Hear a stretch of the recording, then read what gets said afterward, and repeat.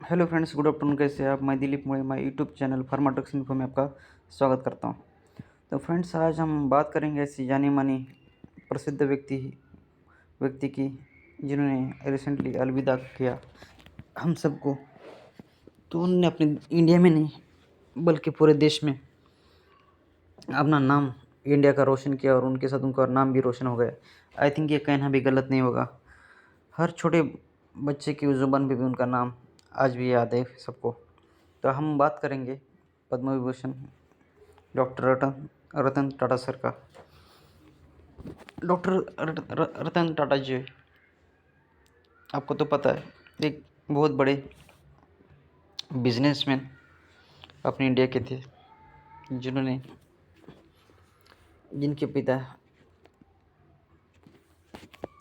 जिनके पिता ने उनको गोद लिया था और गोद लेने के बाद कुछ 1930 से उनका जन्म हुआ था रतन टाटा सर का। और 1948 के बाद क्या है, आई थिंक 10 साल के नियर बाय 10-11 साल के बाद उन्होंने पिताजी ने क्या किया, उनकी जो मानी हुई माँ यानी कि उन्होंने गोद लिया था ना, इसलिए उन्होंने क्या 1942 को उनको तलाक दिया। तो उसके बाद उनका जो पालन पोषण या उनको बड़ा करने की जिम्मेदारी उनकी दादी ने की, यानी कि उनके पिताजी की माँ ने। तो इस तरह से रतन टाटा का क्या है, पूरा संगोपन उनके दादी ने किया। उसके बाद उन्होंने बाहर जाके कुछ डिग्री हासिल की और बाद में इंडिया आने के बाद जो टाटा की कमाने उन्होंने संभाली। तो ऐसे करते करते उन्होंने बहुत सारी कंपनी को भी एक्वायर्ड किया। जैगुआर है, बाकी की बहुत सारी आपको कंपनी तो पता ही है। तो ऐसा एक शख्स जिसने हर चुनौती को साकार किया और एक अपनी जो टाटा कंपनी जो है उसको बड़े मुकाम पे पहुंचाया। और ये करते करते ये देखिए, हर आदमी की कुछ ख्वाहिशें होती है। कभी कभी अपनी ज़िंदगी में अपनी ख्वाहिश पूरी नहीं होती, लेकिन कभी कभी कुछ प्यार अधूरे रह जाते हैं। जैसे आपको पता है सलमान खान और ऐश्वर्या राय का, ऐसे बहुत सारी बॉलीवुड की भी जोड़ी है, उनको एक दूसरे पे प्यार था लेकिन नहीं हो पाया। तो फ्रेंड्स, ऐसी कुछ बातें होती है। उसी का एक एग्जांपल का देखा जाए तो सिमी, जो बॉलीवुड की अभिनेत्री तब, तो उनके साथ भी उनका अफेयर चल रहा था। तो और उन्होंने वचन भी दिया था कि उनके साथ मैं शादी करूंगा, लेकिन कुछ काम की वजह से वो बाहर गए और तभी सिमी ने शादी की, ऐसा कुछ बताया जाता है। तो इस तरह उनकी जो घर बसाने की इच्छा ऐसी रह गई। तो ये तो कुछ अपने कभी कभी नसीब की भी बात होती है फ्रेंड्स। अगर नसीब में नहीं होगा तो नहीं होगा, अगर नसीब में होगा तो हो सकता है।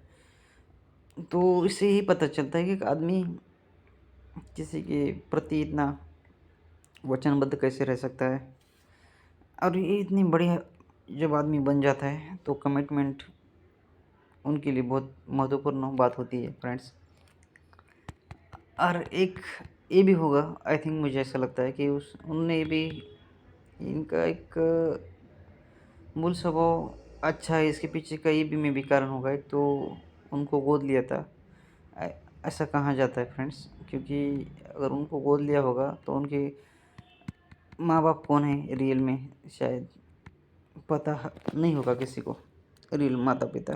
तो उस माता पिता को भी मैं सलाम कहना चाहूँगा कि जिस तरह से उन्होंने इतने अच्छे बच्चे को जन्म दिया। उनका क्या होगा ना, ये हमको पता है ना आपको पता होगा शायद। तो ये तो बात की बात है फ्रेंड्स, लेकिन इतना बड़ा आदमी, इतने अच्छे संस्कार, ये बहुत ही कम मिलेगा। क्योंकि आपको पता है कि अपने इंडिया में बहुत सारे बड़े बड़े बिजनेसमैन हैं जो कि बर्थडे पार्टी पे कितने तो करोड़ खर्चा करते, 10 करोड़, 15 करोड़, 20 करोड़, XYZ जो कुछ भी है, लेकिन गरीबों के बारे में ज़्यादा सोचते नहीं हैं। और चाहे महिंद्रा हो, अंबानी हो, XYZ बहुत सारे बिजनेसमैन हो, ओके, अपने बेटी की शादी धूमधाम मनाएंगे, ऐसा उनका पैसा वो करेंगे, वो बात सही है। लेकिन किसके बदले पे कर रहे, तो ये इंडियन पब्लिक के आधार पे कर रहे। इनकी समझ कितनी वो लेती है उनके ऊपर है। लेकिन टाटा एक खाली एक आदमी ऐसा था जिन्होंने अपनी जो कमाई है उसका 66% कमाया हुआ धन पूरा लोगों में बांट दिया। और बाकी का वो उनकी जो कंपनी चलाने के लिए भी उन्होंने रख दिया। इस तरह से टाटा ने अपने इंडिया के सभी लोगों पे तो राज किया ही किया, और उसी के साथ बाहर भी उनको बहुत मान और सम्मान दिया जाता है पूरे वर्ल्ड में, क्योंकि उनकी उनने अपनी एक ऐसी छवि बनी थी। हर दिवाली को बोनस, वो भी अच्छा, हर एम्प्लॉय को अच्छा पूरा जो होना चाहिए अच्छा स्कीम दिया, उसके साथ अच्छा उनके पास बहुत सारे विकल्प थे, चाहे इंश्योरेंस हो। तो इसलिए हर कोई भी टाटा ग्रुप के साथ काम करना भी पसंद करता था, ये उनकी खासियत थी। क्योंकि कम एम्प्लॉय को कभी ऐसा लगा नहीं कि हम यहाँ पर नौकरदार ऐसा कुछ है, उस तरह से उन्होंने ट्रीट किया था। उस वैसा उनका अनुशासन था, ऐसा उन्होंने प्रशासन चलाया था। तो इसलिए हम सब रतन टाटा सर को आज भी दिल से याद करते हैं और याद करते रहेंगे, क्योंकि उन्होंने जो किया ना ही कोई करेगा और ना ही कोई कर सकता है, ऐसा मुझे लगता है फ्रेंड्स। तो अभी देखने लायक होगा कि अभी टाटा ग्रुप आगे कैसे चलता है। उम्मीद हम यही करेंगे कि जो टाटा सर ने सबके लिए जो स्ट्रक्चर या फार्मूला जो उनने तैयार किया था, उसी फार्मूले पे हर कोई चले, यही हम ऊपर वाले से और आप सबसे कामना करते हैं। और ऐसे अपने इंडिया को सपोर्ट करते रहेंगे टाटा ग्रुप वाले, ये हम मान के चलते हैं। तो फ्रेंड्स, ये रतन टाटा सर के ऊपर का अगर वीडियो अच्छा लगा तो लाइक करना मत भूले। और उसी के साथ मैं एक बात कहना चाहूँगा कि शायद आपको पता होगी या नहीं, मुझे पता नहीं, लेकिन टाटा सर ने केमिकल तो सेक्टर है उनका, केमिकल कंपनी तो टाटा केमिकल, आपको शायद पता होगा, टाटा का शेयर है। उसी के साथ लेकिन उन्होंने फिल्म इंडस्ट्री में भी अपना एक मूवी उन्होंने लॉन्च किया था, लेकिन उसमें उतना उनको मुनाफा नहीं हुआ, इसलिए उन्होंने फिल्म इंडस्ट्री को छोड़ दिया। और उसी के साथ एक आई थिंक उनका सपना था कि पता नहीं, लेकिन हमारे हिसाब से मैं यही कहना चाहूँगा कि उन्होंने एक बार तो अपना फार्मास्यूटिकल इंडस्ट्री में नसीब आजमाना था शायद। अगर वो फार्मास्यूटिकल कंपनी, अगर वो जनरिक कंपनी अगर बनाते तो आई थिंक अपने इंडिया के लोगों को और सेवा करने का अवसर उनको प्राप्त हो जाता। क्योंकि टाटा ऐसे थे, क्योंकि फार्मा इंडस्ट्री में बहुत सारे कमाई के या ज़्यादा उनको मुनाफा होने के चांसेस ज़्यादा होते हैं, क्योंकि वहाँ आपको पता है कि आज अपने इंडिया में बहुत सारी जनरिक कंपनी है, चाहे सिप्ला हो, लुपिन हो, या बहुत सारी बाहर की है और डोमेस्टिक कंपनी है, तो बहुत सारा मुनाफा वो कमाती है।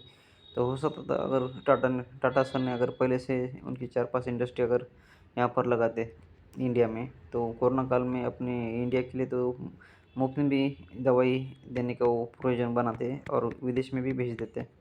तो और एक मौलिक कामगिरी वो ज़रूर उसमें से करते हैं, ये ऐसा मुझे लगता है। अभी आने वाले देखते हैं, आने वाले का समय में मैं यही चाहूँगा कि टाटा सर ने, या टाटा सर की जो ग्रुप है, अभी जो कोई चेयरमैन होगा टाटा ग्रुप का, उन्होंने ये सब कुछ करना चाहिए।